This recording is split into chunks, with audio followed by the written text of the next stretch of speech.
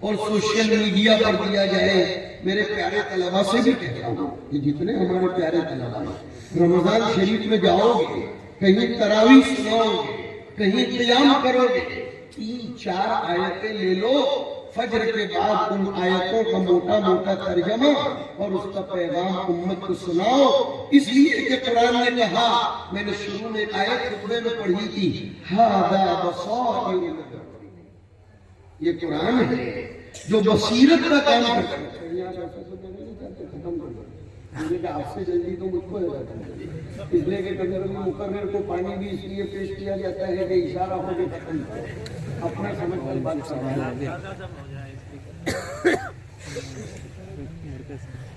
قرآن کریم کہہ رہا ہے ھذا بصائر من ربکم, بصیرت اور بصارت دو الگ الگ چیزیں ہیں. سمجھا کرو ایک بات کو, نبی نابینا تو ہوئے, آنکھوں کی روشنی ان کی گئی, نابینا تو ہوئے, لیکن کوئی نبی کبھی بہرے نہیں آیا اور نہ بہرے ہوئے. علماء کے کام کی بھی بات کر رہا ہوں اور آپ سب کے بھی کام. قرآن کریم کے مسابقے کے حوالے سے دماغ دوسری طرف چلا گیا ہے. امام راضی نے پہلے رکوع میں سمع و بصر کے درمیان کمپیریزن کیا ہے کہ سمع کو فوقیت اور افضلیت حاصل ہے یا بصر کو افضلیت اور فوقیت حاصل ہے. یعنی آنکھ زیادہ قیمتی ہے یا کان زیادہ قیمتی ہے.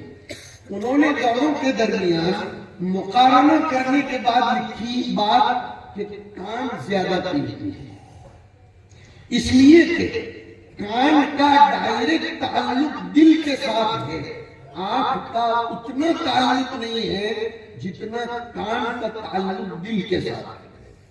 2-4 دلیلیں پیش کروں گا, مجھے معلوم ہے آپ لوگ اعتراض کرو گے, طلبہ بیٹھے ہیں اور اعتراض کا حق ہے, کرنا بھی چاہیے. بھائی جب انسان سو جاتا ہے, پتہ نہیں آپ کے علاقے میں کیا نظام ہے, صبح جگانے کے لیے کچھ اساتذہ مقرر ہوتے ہیں, وہ جب دروازوں پر دستک دیتے ہوتے تو پہلے کان جاگتا ہے یا آنکھ جاگتی ہے؟ جواب دو. اب آ گیا جواب, پہلے کان جاگتا ہے. اور ہمارے سب ساتھیوں کو سمجھاؤ, صبح جلدی جاگنے کے لیے جو الارم رکھا جاتا ہے, کچھ لوگ تو 4-4 الارم رکھتے ہیں اور نہ خود سوتے ہیں نہ دوسروں کو سونے دیتے ہیں. تو یہ جو الارم رکھے جاتے ہیں, یہ الارم آنکھ کو جگاتے ہیں یا کان کو جگاتے ہیں؟ اچھا اور سنیے, سوتا بھی پہلے کان ہی ہے. سورہ کہف کہہ رہی ہے فَضَرَبْنَا عَلَىٰ آذَانِهِمْ فِي الْكَهْفِ سِنِينَ. آنکھ نہیں سوتی, پہلے کان سوتا ہے. اسی لیے کچھ لوگ نیند میں آنکھیں کھلی ہوئی ہوتی ہے اور سوتے ہیں. طلبہ کو اس کا احساس زیادہ ہوگا کہ کبھی رات میں دیر تک جاگے, صبح استاد سبق سمجھا رہے ہیں, آنکھیں کھلی ہیں, اور جو جتنا کم سمجھتا ہے وہ سر زیادہ ہلاتا ہے, لیکن اس کا کان تو سو رہا ہے, اس کا کان تو سو رہا ہے. پتہ چلا بیداری کا تعلق, زندگی کا تعلق کان کے ساتھ. ارے میں ایک نتیجے پر لے جانا چاہتا ہوں آپ کو, ایسے نہیں کہہ رہا ہوں یہ بات. وَجَعَلْنَا عَلَىٰ قُلُوبِهِمْ أَكِنَّةً أَن يَفْقَهُوهُ, اب کان کا تذکرہ ہے, وَفِي آذَانِهِمْ وَقْرًا. پتہ چلا یہ کان جو ہے نا ہدایت کا بہت بڑا ذریعہ ہے. کان ہدایت کا بہت بڑا ذریعہ ہے. 2-4 باتیں پیش کرتا ہوں, محظوظ بھی ہوں گے اور انشاءاللہ قرآن سے مستفید ہوں گے, مجھ سے نہیں. کفار کو بھی یہ معلوم تھا کہ جب قرآن سنا جائے گا تو یہ اثر کیے بغیر نہیں رہے گا. اس لیے انہوں نے کبھی ایسا نہیں کہا کہ وَقَالَ الَّذِينَ كَفَرُوا لَا تَنْظُرُوا إِلَىٰ هَٰذَا الْقُرْآنِ لَا تَسْمَعُوا لِهَٰذَا الْقُرْآنِ.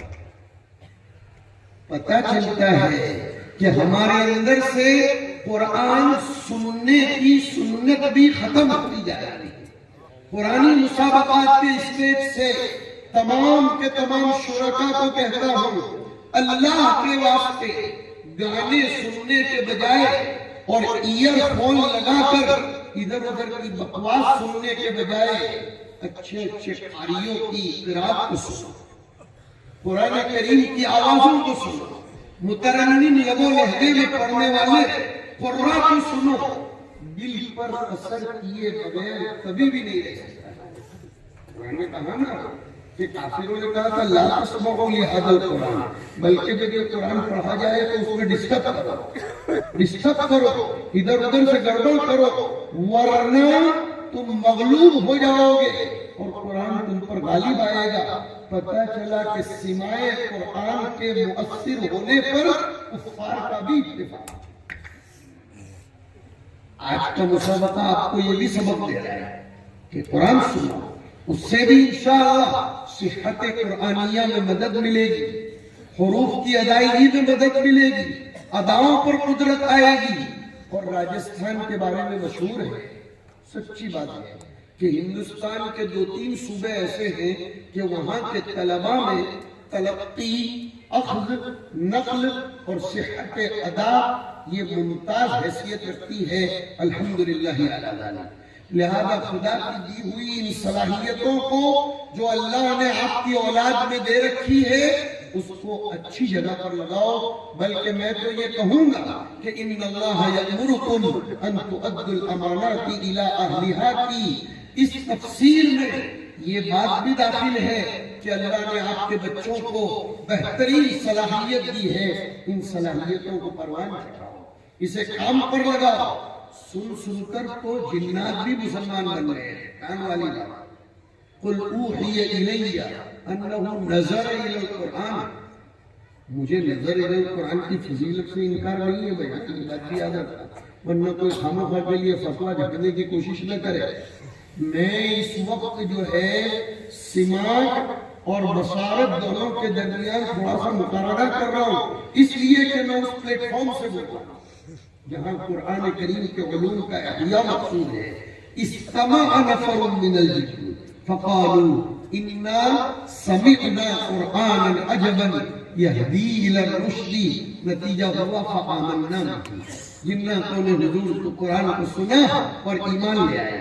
وَإِذْ صَرَفْنَا إِلَيْكَ نَفَرًا مِنَ الْجِنِّ يَسْتَمِعُونَ الْقُرْآنَ، اور یہ سننا انسان کے دل میں اتنا اثر کرتا ہے، خود حضور نے سننے کو چاہا۔ عبداللہ بن مسعود سے فرمایا ذرا قرآن سناؤ۔ عبداللہ بن مسعود رضی اللہ عنہ نے فرمایا آپ پر تو نازل ہوا، میں کیسے آپ کو سناؤں؟ کہا نہیں، اللہ بھی کام بھر کے سنتا ہے جیسا اس کی شان ہو اور اسے بہت پسند آتا ہے۔ یہ آپ کے بچے اور بچیاں، ہم چاہتے ہیں یہاں کی بچیوں میں بھی قرات سبا کا ذوق آئے، یہاں کی بچیوں میں تفسیر کا ذوق آئے، یہاں کی بچیوں میں حدیث کا ذوق آئے، اور یہاں کی بچیاں مثالی بچیاں بنے۔ اور یہ ذمہ داری ان علماء کرام کی فکروں کے ساتھ ساتھ ان کے دوش بدوش آپ کی بھی ہے۔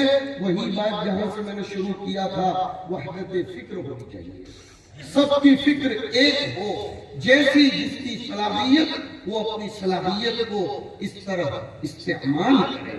ہذا بصائر من ربکم، وہاں بصائر سے مراد دلائل ہے، وہ ہدن، اور یہ قرآن ہدایت ہے، وہ رحمت اور سراپا رحمت ہے لقوم یؤمنون۔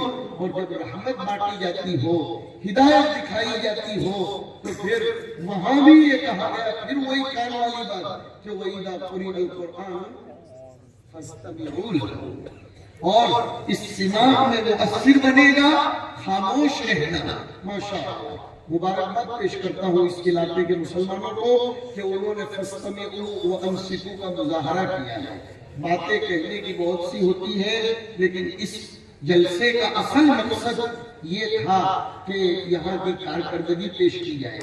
مجھے الحمدللہ خوشی ہے کہ اس مشن میں ہمارے خود کے فرزند کام کر رہے ہیں، اور انہوں نے مجھ کو ایسا اصرار کیا، یہ اللہ کا بندہ منظور اور اس کے ساتھ آنے والے مولانا تس سے مس نہیں ہو رہے۔ میں نے ان کو 10 دفعہ بھگایا کہ جاؤ، میرے پاس ٹائم نہیں ہے، میرے پاس تاریخ بالکل نہیں ہے، اللہ کے واسطے چلے جاؤ۔ پھر میں پوچھتا تھا ہمارے وہ ایک اکرم کو کہ وہ گئے کہ نہیں، کیا نہیں حضرت ان کو جانے کا نام ہی نہیں لے رہے. ارے بھائی ان کو روانہ کرو، میرے پاس تاریخ نہیں ہے. لیکن وہ جانے کا نام نہیں لے رہے تھے. 3-4 دن تک انہوں نے شاید قسم کھا لی کہ اس کو کسی بھی طرح ہاں کروا کے گئے. پھر یہاں سے اور کچھ لوگوں کی سفارشیں لگی اور واسطے دیے گئے، مگر اب مجھے احساس ہو رہا ہے کہ میں سعادت مند ہوں کہ ایسی مجلس میں شرکت کر رہا ہوں.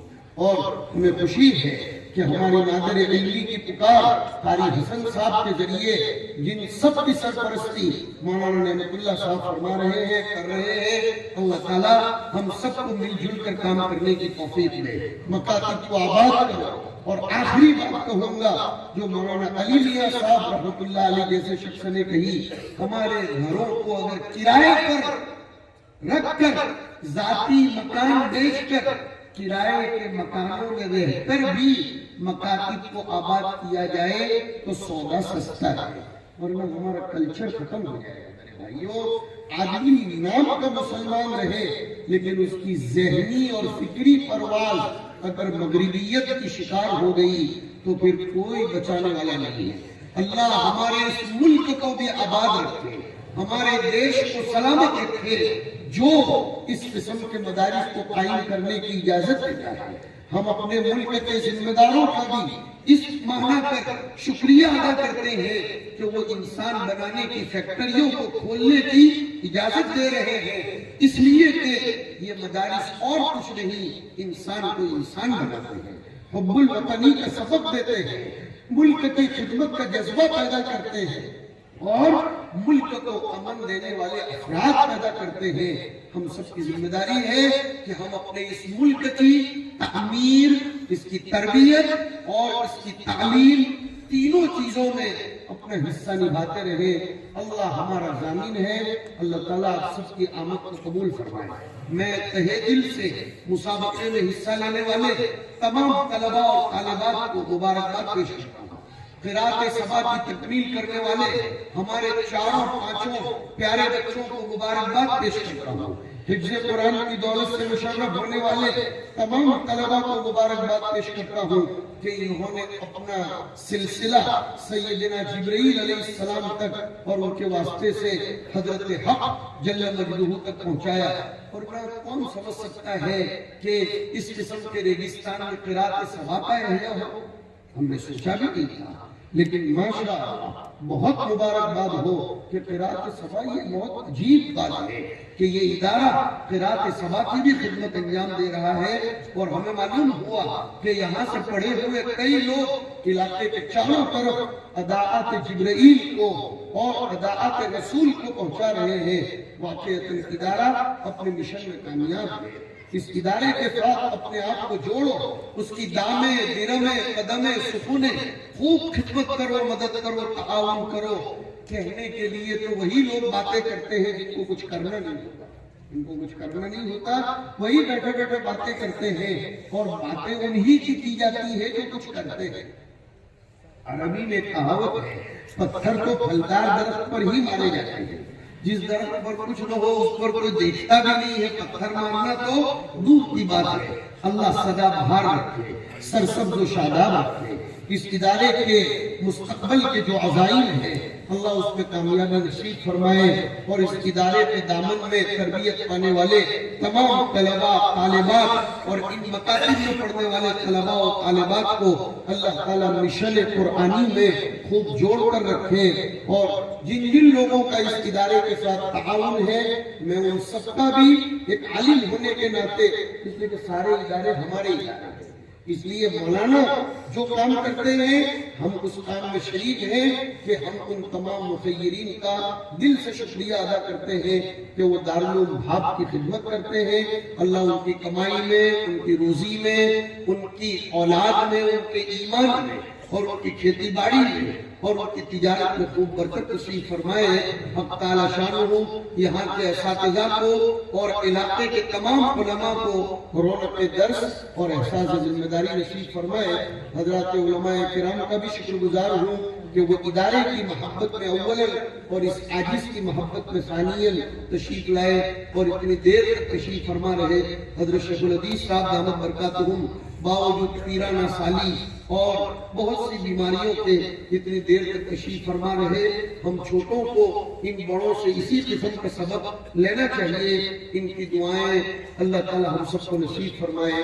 بس انہی چند کلمات پر اپنی گفتگو ختم کرتا ہوں. وآخر دعوانا ان الحمد للہ رب العالمین.